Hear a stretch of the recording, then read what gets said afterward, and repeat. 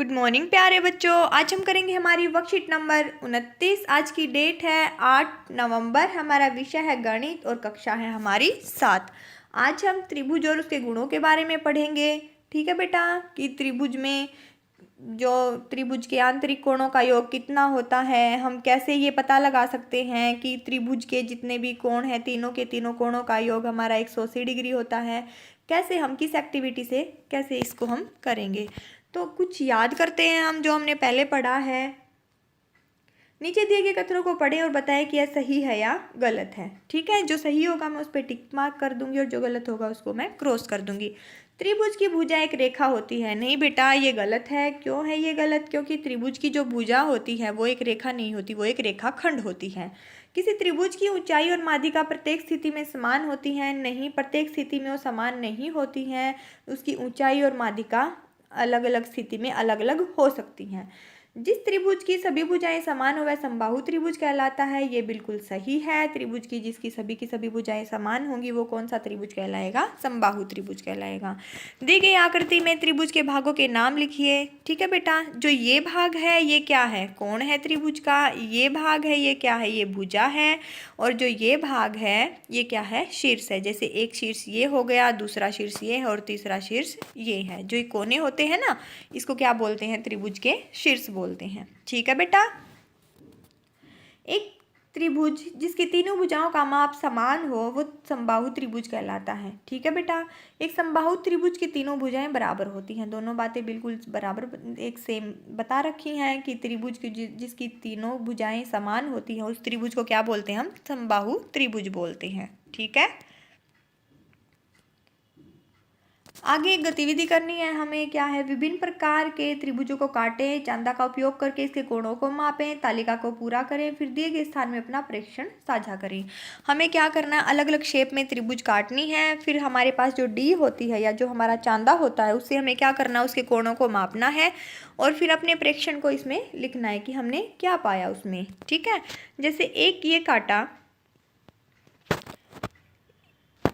ये दूसरी त्रिभुज है, तीसरी त्रिभुज है। देखो ऐसे आकार में अगर काटते हैं तो मैंने जो माप लिया था उसमें जो मेरा मिला मेरे को, जो पहला कोण है एंगल 1, एंगल 2, एंगल 3 ऐसे नाम दे रखे हैं। एक 50 डिग्री का मिला मुझे, दूसरा 70 डिग्री का और तीसरा 60 डिग्री का। अगर हमने तीनों के तीनों का जोड़ किया तो हमारा 180 डिग्री इसका जोड़ आता है। दूसरी त्रिभुज हमने काटी, उसकी तीनों की तीनों भुजाएं क्या थी? बराबर थी। तो क्या हो गया? जिस त्रिभुज की तीनों भुजाएं बराबर थी हमने जब चांदे से नापा उसके कोणों को तो 60-60 डिग्री के हमें तीनों के तीनों कोण मिले। तीनों बराबर कोण थे और हमारा जो 60 जमा 60 जमा 60 हमने जो किया वो हमारे पास कितना मिला? 180 डिग्री। अगली जो त्रिभुज हमने ली उसमें क्या लिया कि दो भुजाएं बराबर थी और एक भुजा अलग माप की थी। ठीक है, तो जैसे जो दो भुजाएं बराबर थी, जो ये कोण और ये कोण हमारा आया वो सेम था और ये कोण हमारा अलग था। ठीक है, तो कोण एक था हमारा 80 डिग्री का, कोण 2 50 डिग्री का और कोण 3 भी 50 डिग्री का था हमारा। तो हमारे पास कितने हो गए टोटल? 80 जमा 50 जमा 50, तो कितना टोटल आया हमारे पास? 180 डिग्री आया। तो इस तालिका को भरने के बाद हमें क्या समझ में आता है कि त्रिभुज के तीनों आंतरिक कोणों का योग कितने डिग्री होता है? 180 डिग्री होता है। अपने अवलोकन से हमें पता चलता है कि त्रिभुज के तीनों कोणों का योग, तीनों आंतरिक कोण लिख लोगे तो अच्छा होगा बेटा। तीनों आंतरिक कोणों का योग 180 डिग्री होता है। ठीक है, आगे तीनों कोणों के मानों का योग करने पर आपको लगभग 180 डिग्री प्राप्त हो रहे हैं। हम नीचे दी गई गतिविधि का उपयोग करके इसे सत्यापित कर सकते हैं। विधि हमें दी गई है, कैसे करेंगे? हमें कागज का टुकड़े का प्रयोग से त्रिभुज PAC काट ले। हमने एक त्रिभुज ले ली PAC, उसका नाम रख लिया। अब कोनों को रंग दें, उनका नाम दे दो 1, 2 और 3, 1, 2 और 3। ठीक है, और हम क्या करेंगे? उसके कोनों को बिल्कुल मतलब बहुत साफ सफाई से काटेंगे और बहुत ही सावधानी से। जैसे एक कोना यहाँ से ले लिया, एक कोना यहाँ से ले लिया और एक कोना यहाँ से ले लिया, और उन तीनों कोनों को हम क्या कर देंगे? एक सीधी लाइन लगा लेंगे और उसके ऊपर रख देंगे। जैसे एंगल 1, एंगल 2, एंगल 3 हमने इस तरह से रख दिए। हमें क्या मिलता है कि तीनों के तीनों कोण एक सीधी लाइन पे हमें प्राप्त होते हैं। और तो इससे हमें क्या पता चलता है कि त्रिभुज के तीनों आंतरिक कोणों का योग कितने डिग्री होता है? 180 डिग्री होता है, क्योंकि 180 डिग्री का कोण होता है हमारा, एक सरल रेखा होती है। ठीक है बेटा, सीधा कोण बनेगा तो क्या बनेगा हमारा? 180 डिग्री उसका माप आ जाएगा। कुछ अभ्यास के लिए प्रश्न दिए गए हैं, इसमें x का मान ज्ञात करना है, इसमें भी x का मान ज्ञात करना है और इस आकृति में भी x का मान ज्ञात करना है। ठीक है बेटा, तो ये क्वेश्चन हमने कर लिए हैं। आगे देखो बेटा, ये हमारी त्रिभुज दी गई है, एंगल A, एंगल B, कोण A और कोण B 45 डिग्री और 30 डिग्री के, तो x का मान ज्ञात करना है। तो जैसे कि हमने अभी किया था, कोण A प्लस कोण B प्लस कोण C बराबर 180 डिग्री होता है हमारा। कोण A 45 डिग्री का, कोण B 30 डिग्री का, कोण C x है हमारे पास 180 डिग्री। क्या हो जाएगा? x बराबर है 180 में से क्या कर देंगे? 75 डिग्री को घटा देंगे, क्योंकि 40 और 30 75 डिग्री होता है। तो x का मान आ जाएगा हमारे पास 105 डिग्री। ठीक है बेटा, x का मान कितना आ जाएगा हमारा? ये वाला कोण कितने डिग्री का बन जाएगा? 105 डिग्री का बन जाएगा। ठीक है, नेक्स्ट है सेकंड, हमें दिया गया है ये कोण हमारा 65 डिग्री का, ये कोण हमारा 60 डिग्री का है। तो टोटल हमारा कितना हो गया? 125 डिग्री का। और ये हमने कौन सा कोण निकालना है? इसमें हमें निकालना है ये बाहर वाला कोण। ठीक है, तो ये तो हमारे आंतरिक कोण है, ये हमारा बाहर वाला कोण है। तो ये इसकी क्या प्रॉपर्टी थी? हमने पिछली वीडियो में जो पढ़ा था कि त्रिभुज का जो ये वाला कोण होता है किसके बराबर होता है? इन दोनों कोणों के योग के बराबर होता है। जो विपरीत भुजा पे बने कोण होते हैं ना, उनके योग के बराबर होता है। तो 60 डिग्री प्लस 65 डिग्री बराबर x आ जाएगा हमारा। x की वैल्यू कितनी आ जाएगी? 125 डिग्री आ जाएगी। ठीक है, तीसरा हमें दिया गया है,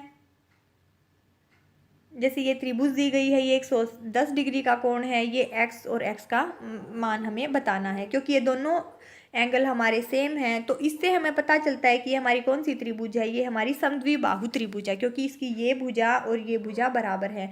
समद्विबाहु त्रिभुज की एक प्रॉपर्टी होती है कि जो ये भुजा और ये भुजा जिस भी आधार से मिलके कोण बनाएंगी ना, यहाँ से जो ये कोण है और ये कोण हमेशा बराबर होंगे। ठीक है, तो हमारी ये समद्विबाहु त्रिभुज है, तो ये भुजा और ये भुजा BC बराबर है AC।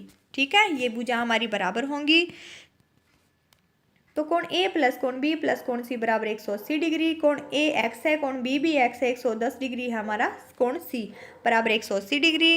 तो हम इसको सोल्व कर लेंगे। 2x जमा में 110 बराबर 180 डिग्री। तो 2 हमने कॉमन निकाल लिया, x जमा 55 आ गया बराबर 180 डिग्री।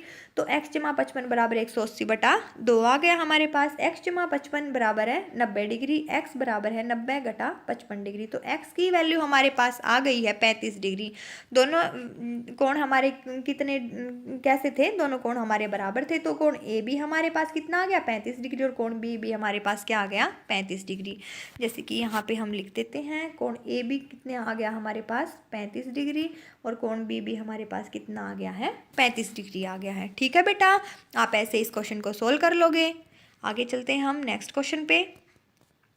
सत्यापित करें कि निम्नलिखित दिए गए आंतरिक कोण त्रिभुज बना सकते हैं या नहीं। हमें बताना है कि हमें कोणों का माप दिया हुआ है, ये त्रिभुज बना सकते हैं नहीं बना सकते। 90 डिग्री, 55 डिग्री और 45 डिग्री। जैसे कि हम जानते हैं कि त्रिभुज के तीनों कोणों का योग क्या होता है? 180 डिग्री होता है।